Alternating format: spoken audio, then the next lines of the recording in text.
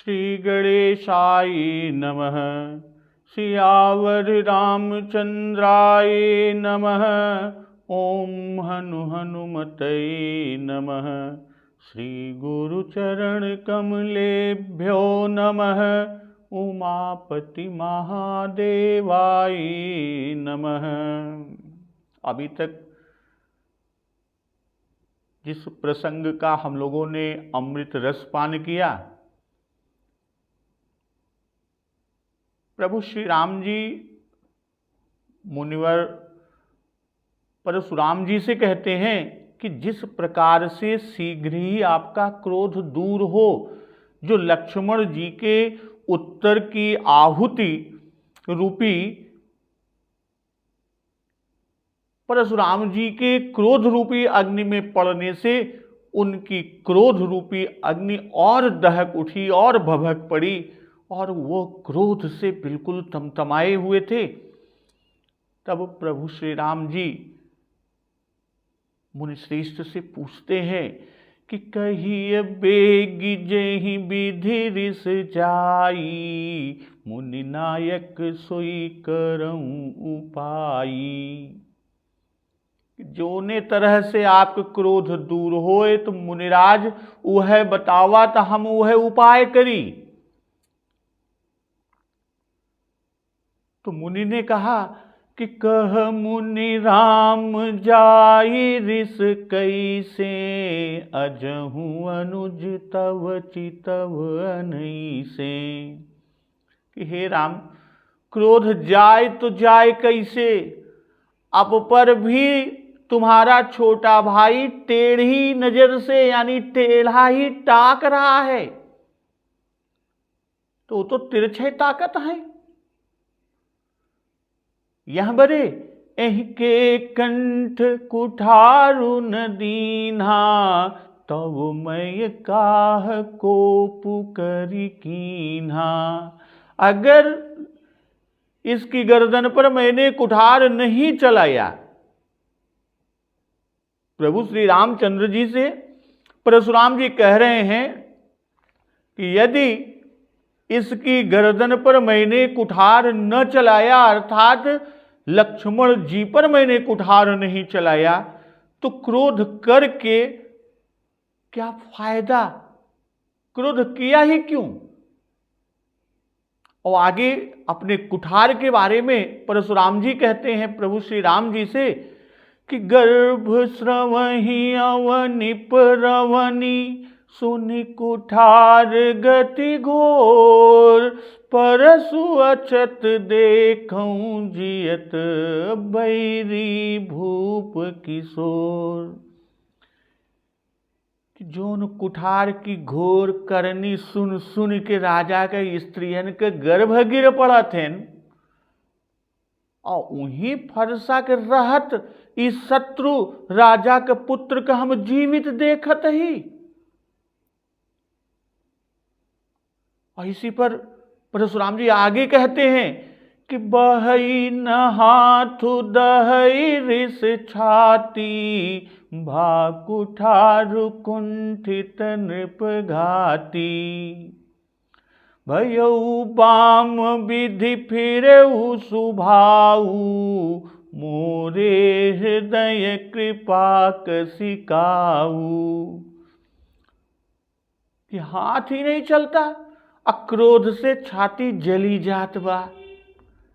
हाय, राजाओं का घातक यह कुठार भी कुंठित हो गया, गुठा ही गया है मारत मारत।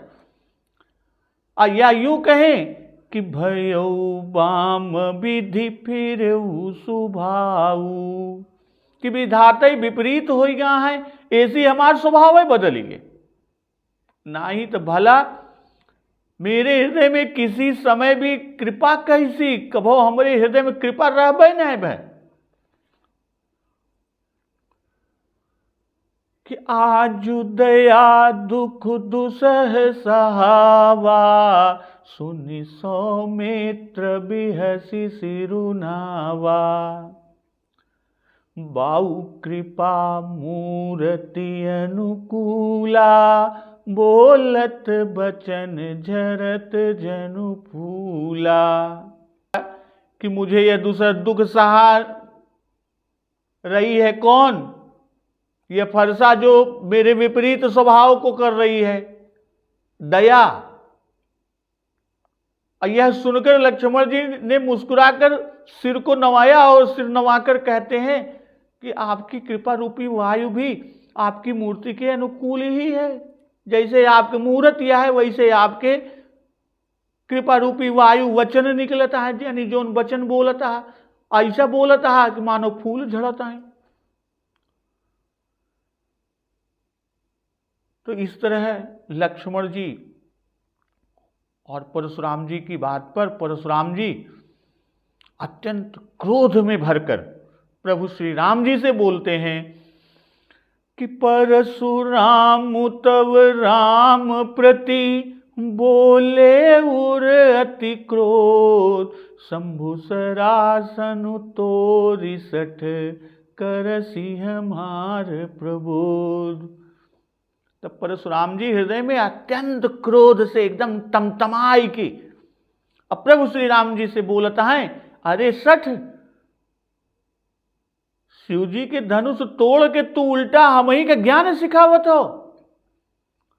और आज का प्रसंग इसी से आगे परशुराम जी कहते हैं कि बंधु कहई कटु सम्मत तोरे, तू छल विनय करसी कर जोरे।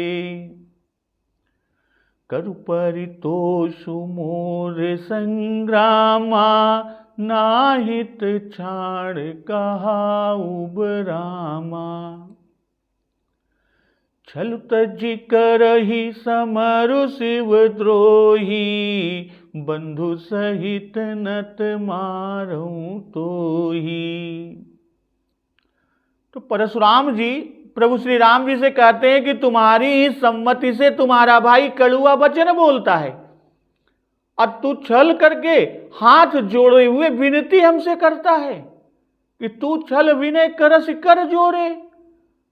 और आगे कहते हैं कि करु परितोषु मोर संग्रामा, नाहित छाण कहाउब रामा।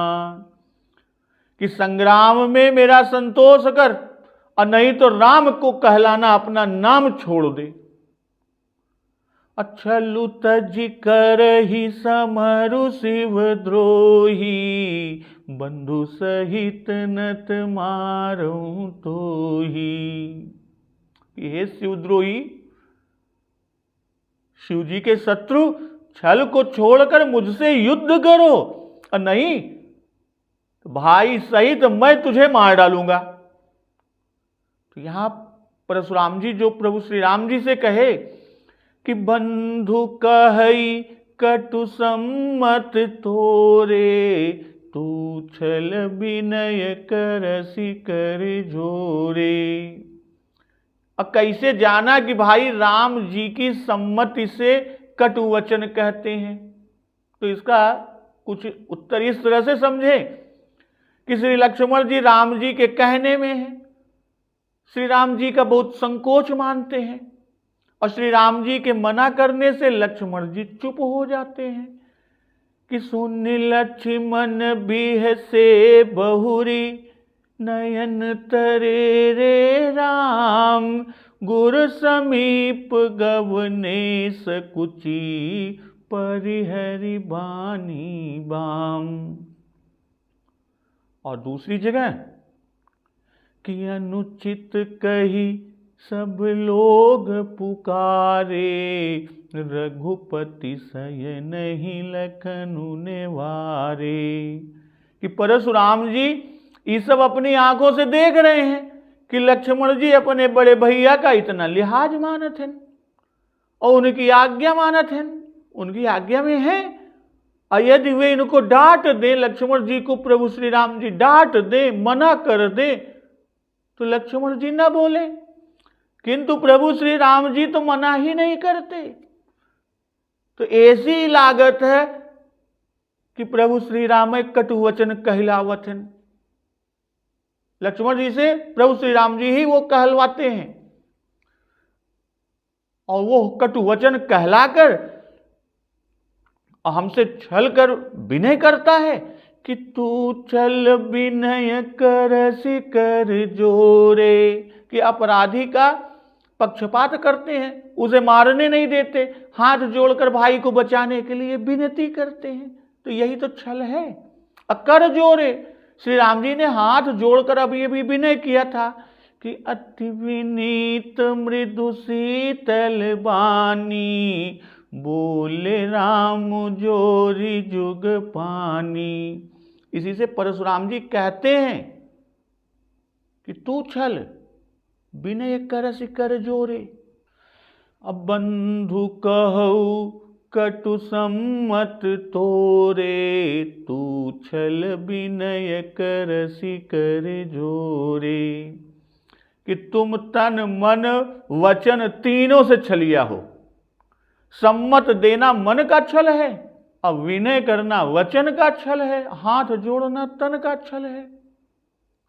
और इसी पर परशुराम जी कहते हैं कि करु परितोषु मोर संग्रामा, नाहित छाण कहाऊ रामा। परशुराम जी प्रभु श्री राम जी से कह रहे हैं कि संग्राम करके मेरा संतोष कर। कहने का भाव कि हाथ जोड़कर विनय करने से जो मेरा संतोष करना चाहते हो, मुझे मनाना चाहते हो, सो नहीं होने वाला है। संग्राम से ही संतोष होगा। अनाहित छाड़ कहाऊ रामा, नहीं तो हमारी बराबरी का नाम कहलाना छोड़ दो, राम नाम अपना त्याग दो। यहां परशुराम जी राम नाम का रखना संग्राम के अधीन कर रहे हैं।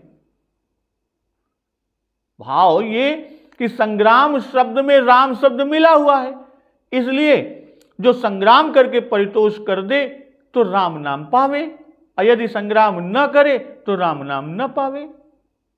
भाई हम राम लोक विजयी हैं, और तुम राम कहाकर भी संग्राम से डरते हो, तो राम कहाना छोड़ दो।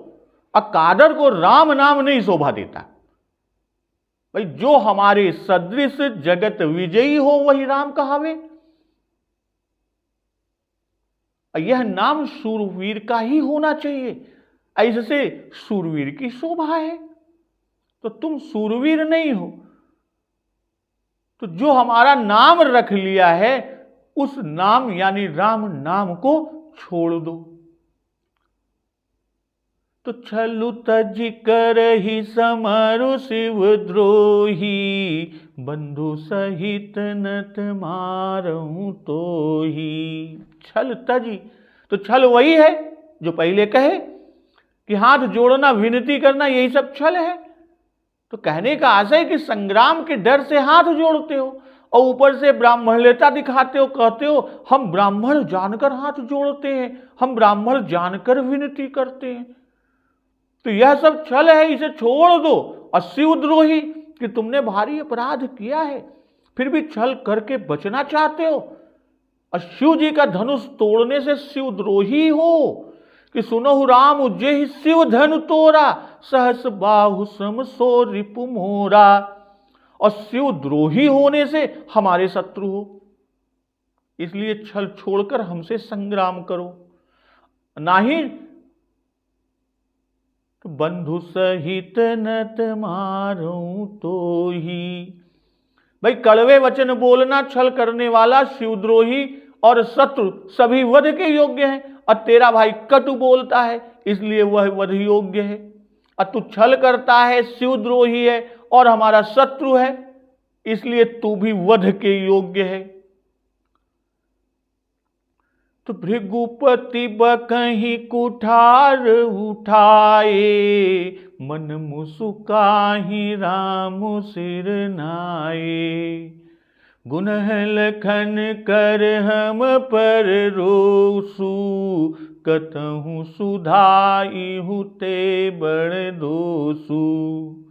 भाई परशुराम जी फरसा उठाए हुए बक रहे हैं, और प्रभु श्री राम जी मस्तक नीचे किए हुए मन मुस्कुरा रहे हैं।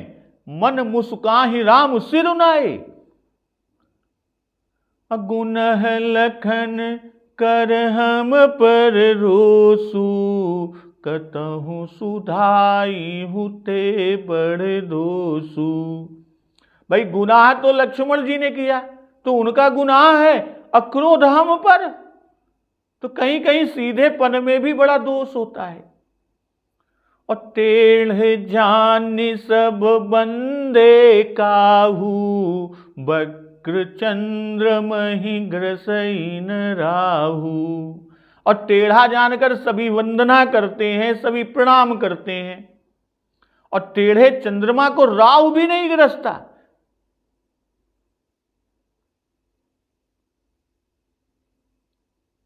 बकही शब्द देकर बाबा गोस्वामी तुलसीदास जी दिखा रहे हैं कि श्री राम जी न तो छली हैं, क्योंकि श्री राम जी तो सरल स्वभाव, छुअत छल नाही, अमोही कपट छल छिद्र न भावा। न उनको भय है कि जब रन हम ही पचारे को, लरही सुखेन काल किन हो। और न ही प्रभु श्री राम शिवद्रोही हैं कि सुंदर सुखद सकल गुण राशि, ए दो बंधु संभूर वासी। और न लक्ष्मण जी के कटु वचन, कटु संभाषण से प्रभु श्री राम का सम्मत ही है, क्योंकि प्रभु श्री राम जी तो सैन ही रघुपति लखन निवारे। तो परशुराम की सब बातें व्यर्थ हैं, यानी वो व्यर्थ ही कह रहे हैं। इसलिए बाबा गोस्वामी दास जी ने लिखा कि भृगुपति बकही कुठार उठाए, फरसा उठाए हुए वो बक रहे हैं।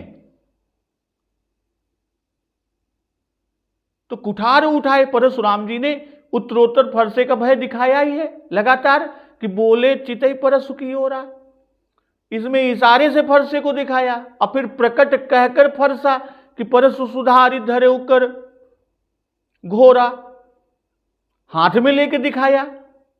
और अब उसे उठाकर भय दिखाते हैं कि कुठार उठाए, अब बंधु सहित यानी भाई लक्ष्मण सहित प्रभु श्री राम को मारने को कहते हैं। तो इसी से मारने के लिए कुठार को उठाए। अब मन मुस्काई, क्योंकि प्रकट हंसने से परशुराम जी का क्रोध, उनकी रिस और बढ़ जाएगी। और प्रभु श्री राम रिस को बढ़ाना नहीं चाहते, क्रोध को और प्रज्वलित नहीं करना चाहते, बल्कि रिस को दूर करना चाहते हैं।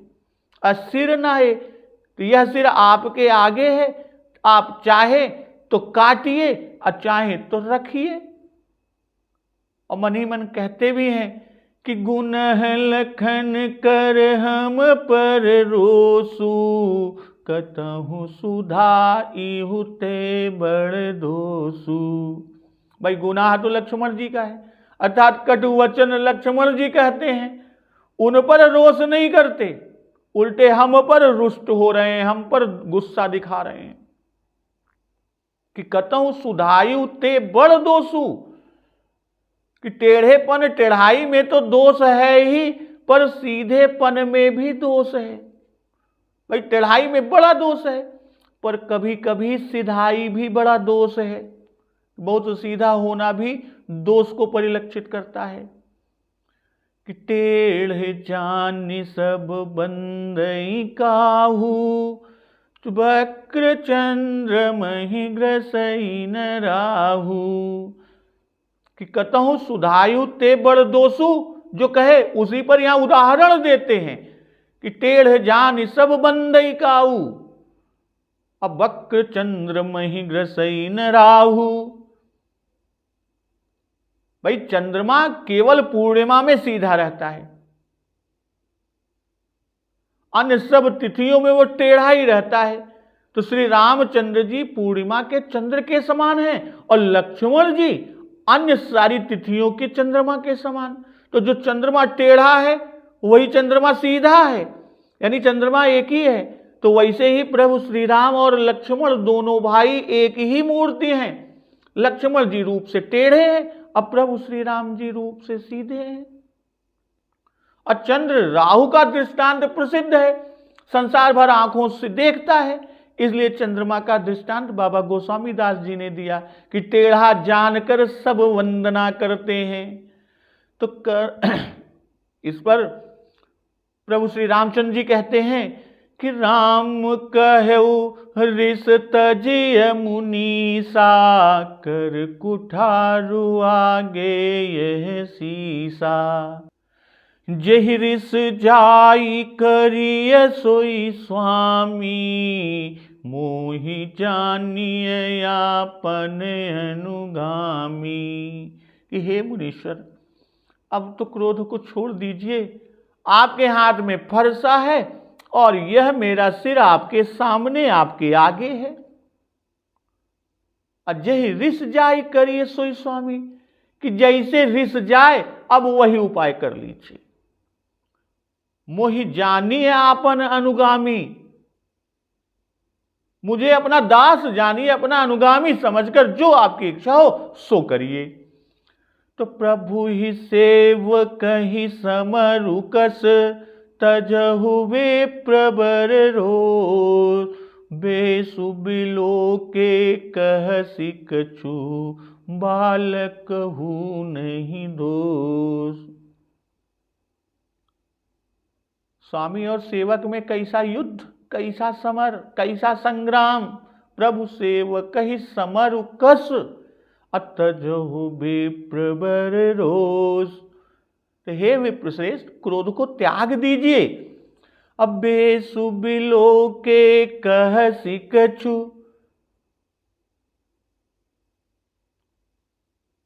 अब यहां पर कहते हैं बालक हूं नहीं दोष। भाई लक्ष्मण ने तो आपके वेश को देखकर कुछ कहा है, तो बालक यानी लक्ष्मण का भी कुछ दोष नहीं है। तो राम कहु ऋष तजिय मुनीसा। ऋष तजिय मुनीसा, भाई मुनीश्वरों को क्रोध नहीं करना चाहिए। पहले जब श्री राम जी ने कहा था कि कही बेगी जेहि विधि ऋष जाई, मुनि नायक सोई करऊं पाई, तब परशुराम जी ने उत्तर दिया था कि कह मुनि राम जाई ऋष कैसे, अजहू अनुज तव चितव अनैसे। यही के कंठ कुठारुन दीन्हा, तो मैं काह कोप करी कीन्हा। तो परशुराम जी के इन्हीं वचनों का उत्तर प्रभु श्री राम जी यहां पर दे रहे हैं।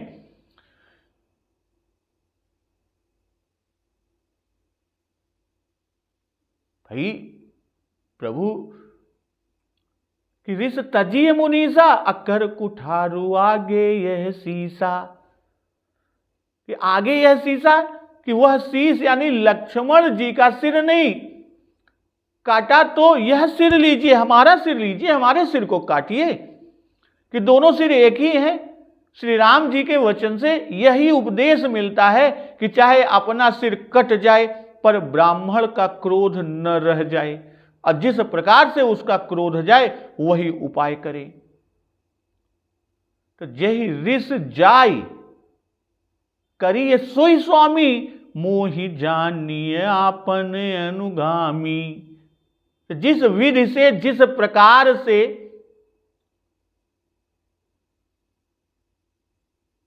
आपकी ऋष जाए समाप्त हो, तो श्री राम प्रभु ने पहले परशुराम जी से उपाय करने को पूछा था कि मुनि नायक सोई करऊं उपाय, तो उन्हें उपाय करने को नहीं कहा, परंतु वे अपने आप ही उपाय करने को कहते हैं कि यही के कंठ कुठार उन दीन्हा, कि इसका सिर काटने से ही अगर क्रोध शांत होगा, अन्यथा नहीं। तो इसी पर प्रभु श्री राम जी कहते हैं कि जेहि ऋष जाय करिए सोई स्वामी, कि यदि सिर काटने से ही ऋष जाएगी तो सिर ही काट लीजिए, मुझे इसमें भी कोई किसी प्रकार की कोई दिक्कत नहीं है, कोई मलाल नहीं है। करिए सोई स्वामी कहकर कि जानिए आपन अनुगामी, कहने के पीछे का भाव कि सेवक स्वामी भाव से जो चाहे सो करें। भाई स्वामी दास को दंड देता है, वैसे आप भी करिए। अवीर के भाव से सिर न काटिए, ब्राह्मण चाहे सिर भी काट ले तो हमें कोई मलाल नहीं, कोई दुख नहीं होगा। और आगे कहते हैं कि प्रभु ही सेवक ही समरुकस तजहु विप्रवर रोष बेसु बिलो के कह सिकछु बालक हूं नहीं दोष। भाई परशुराम जी ने जो कहा था कि छल तज कर ही समर शिवद्रोही, तो उसी का उत्तर यहां पर प्रभु श्री राम जी के स्वामी सेवक में समर कैसा, कैसा युद्ध, कैसा संग्राम।